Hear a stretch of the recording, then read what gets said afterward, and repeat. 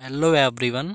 जैसा कि आप सभी लोगों का एसएससी सिलेक्शन पोस्ट का जो फेज़ 10 का एग्ज़ाम था वो शुरू हो चुका है, जो कि 1 अगस्त से लेकर के आपका 5 अगस्त तक एग्ज़ाम होने हैं। तो वहाँ पर जितना भी क्वेश्चंस का आज आपका फर्स्ट शिफ्ट का एग्ज़ाम था, तो जितना भी क्वेश्चंस मिल पाया है 100% रियल, वो आप लोगों के लिए लेकर के आए हुए हैं। तो यहाँ पर आप देखेंगे कि कौन कौन से क्वेश्चंस आए हुए थे आपके, ताकि आप अपनी शिफ्टों के लिए तैयार हो सकें। तो यहाँ पर आपको हर एग्ज़ाम का एनालिसिस करवाया जाता है। अगर आप किसी भी एग्ज़ाम का एनालिसिस देखना चाहते हैं, चैनल को सब्सक्राइब कर लें, बेल आइकन को ऑन कर लें, जिससे कि आपको वीडियो का नोटिफिकेशन टाइम पर मिलता रहे। तो चलिए देखते हैं कौन कौन से क्वेश्चन पूछे गए थे। आप लोगों को वीडियो को लाइक भी कर देना है। तो पहला क्वेश्चन जो आया हुआ था, क्रिकेट बल्ले की लंबाई कितनी होती है। तो क्रिकेट बल्ले की लंबाई बात करें तो मौजूदा नियम के अनुसार चौड़ाई जो होती है 4.28 इंच आपकी चौड़ाई होती है, और 38 इंच की जो कि लंबाई होती है वर्तमान में क्रिकेट की बल्ले की। ये क्वेश्चन आपका पूछा गया था। नेक्स्ट क्वेश्चन देखेंगे। नेक्स्ट आया हुआ था कि हॉकी के मैदान की लंबाई कितनी होती है। तो हॉकी के मैदान की लंबाई की बात करें तो 91.40 मीटर आपका लंबाई होती है, और चौड़ाई की बात करें तो वो 55 मीटर होती है। तो ये इसका राइट आंसर था। तो जिन लोगों का एग्ज़ाम हुआ है फर्स्ट शिफ्ट में एसएससी सिलेक्शन फेज़ का 10 का, तो उन्हें कमेंट करके बताना है। बाकी जो क्वेश्चन आप बता सकते हैं। नेक्स्ट एक और क्वेश्चन पूछा गया था कि बुद्धदेव दास जो गुप्त हैं, इनका संबंध किस वाद्य यंत्र से था। जैसे कि वाद्य यंत्र हर एसएससी के एग्जाम में पूछा जाता है, चाहे वह एसएससी एमटीएस का हो या फिर सीएचएसएल का। तो यहाँ पर सरोद जो है इसका राइट आंसर था। नेक्स्ट क्वेश्चन देखेंगे। नेक्स्ट क्वेश्चन आया हुआ था, डोंगरी उत्सव के बारे में पूछा गया था कि डोंगरी जो उत्सव है वो किस राज्य में मनाया जाता था। डोंगरी उत्सव की बात करें तो ये हिमालय नहीं, ये हिमाचल प्रदेश आपका जो है डोंगरी उत्सव हिमाचल प्रदेश से संबंधित है। तो जैसा कि आप देख रहे हैं कि फेस्टिवल भी पूछे जा रहे हैं, और आपके नृत्य कौन किससे संबंधित है, इस तरह की चीज़ें आ रही हैं। तो आपको एमटीएस का एनालिसिस भी देख लेना है, वीडियो में जाकर हमने करवाया हुआ है, पूरी प्लेलिस्ट पड़ी हुई है, उससे आपको फ़ायदा ज़रूर मिलेगा। नेक्स्ट आपका पूछा गया था कि रुक्मणी देवी अरुंडेल किस नृत्य से संबंधित है। देखो रुक्मणी देवी, इनकी बात करें हम तो ये आपका एमटीएस में भी कई बार कई शिफ्टों में पूछा गया। तो ये इनका जो संबंध है आपका भरतनाट्यम से। अगर रुक्मणी देवी अरुंडेल की बात करें तो इनका संबंध भरतनाट्यम नृत्य से है, और ये आपकी तमिलनाडु से संबंधित है, जो कि तमिलनाडु का आपका लोक नृत्य जो कि भरतनाट्यम होता है। और ये बताया गया कि भारतीय शास्त्रीय नृत्य के कोरियोग्राफर और पशु कल्याण के लिए कार्यकर्ता भी रही है। इसके बाद आया हुआ था कि राज राजेश्वरी मंदिर किसने बनवाया और कहाँ पर है। इस टाइप का कुछ एक क्वेश्चन था आपका, आप लोगों को कंफर्म करके बताना। तो राज राजेश्वर जो मंदिर है, जिसे वर्तमान में वृद्धेश्वर मंदिर के नाम से भी जाना जाता है, जिसे एक हिंदू मंदिर है जो कि भगवान शिव को समर्पित है आपका।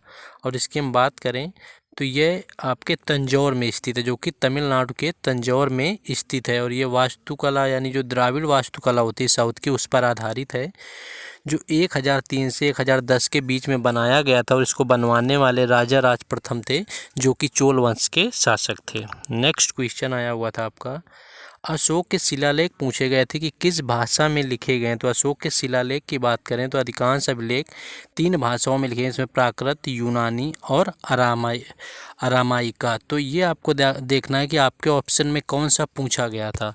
तो ये आपको याद रखना है, या इनका जिनका आगे आने वाले शिफ्टों में एग्जाम है वो चैनल को सब्सक्राइब करके रखेंगे, बेल आइकन को भी ऑन करके रखेंगे, जिससे कि हर शिफ्ट का एनालिसिस उन्हें मिलता रहे। और अगर बाकी भी एग्ज़ाम्स की आप प्रिपरेशन करते हैं तो हर एग्ज़ाम का यहाँ पर एनालिसिस आपको सबसे पहले दिया जाएगा। नेक्स्ट क्वेश्चन देखेंगे। नेक्स्ट पूछा गया था, धर्मनिरपेक्ष समाजवादी शब्द किस संविधान संशोधन के तहत जोड़ा गया। तो इसकी बात करें तो ये आपका 42वां जो संविधान संशोधन था, जो कि 1976 में किया गया था। 42वें संविधान संशोधन में 1976 में जो हुआ था, उसके तहत इन शब्दों को जोड़ा गया था।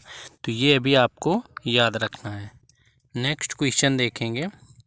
मेजोरिटी का आपका एंटोनिम आया हुआ है, माइनॉरिटी गलत लिखा है, यहाँ पर ई की जगह आपका ओ हो जाएगा, यानी मेजोरिटी होती है अधिकता, उसका एंटोनिम पूछा गया था, जिसका माइनॉरिटी आपका राइट आंसर था। तो मेजोरिटी का आपका एंटोनिम आया हुआ था। नेक्स्ट पूछा गया था, मुल्क राज आनंद की पुस्तक नहीं है, कौन सी पुस्तक नहीं है। 4 ऑप्शन दिए थे आपका, अछूत दिया हुआ था, ये तो है ही आपकी, two leaves and a bird, ये भी इनकी पुस्तक है मुल्क राज आनंद की। और तलवार और दरांती भी इनकी पुस्तक है आपका।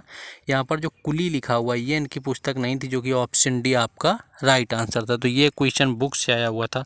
ऑलमोस्ट पैटर्न एसएससी का हर एग्ज़ाम के लिए सेम होता है, चाहे वो MTS हो या CHSL या CGL। यहाँ पर 2011 की जनगणना के अनुसार पूछा गया था कि सबसे कम जनसंख्या किस राज्य की। तो सबसे कम जनसंख्या की बात करें तो उत्तर प्रदेश सबसे अधिक है, और सबसे कम की बात करें तो सिक्किम जो है भारत का ऐसा राज्य है जहाँ पर जनसंख्या सबसे कम है, और यहाँ पर लोकसभा की सीटें भी सबसे कम है। तो आपको ये भी याद रखना है।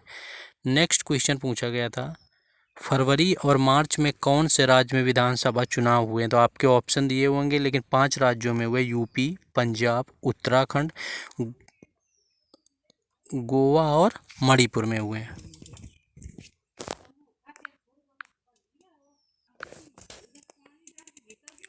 नेक्स्ट क्वेश्चन था, टीपू सुल्तान किस जगह से हैं? तो टीपू सुल्तान की बात करें तो ये आपके इनके पिता का नाम हैदर अली था, और ये मैसूर के शासक थे। 1761 में मैसूर के शासक हैदर अली बने थे।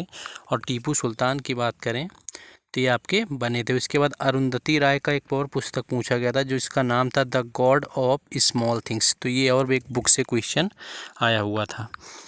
नेक्स्ट क्वेश्चन देखेंगे। नेक्स्ट इतने ही कुल क्वेश्चंस मिल पाए तो आप सभी लोगों को चैनल को सब्सक्राइब करके रखना है, बेल आइकन को ऑन करके रखना है, क्योंकि 1 से 5 अगस्त तक आपका SSC सिलेक्शन पोस्ट फेज 10 का हर शिफ्ट का एनालिसिस आपको करवाने वाले हैं। तो मिलते हैं नेक्स्ट वीडियो के एनालिसिस में। जय हिंद।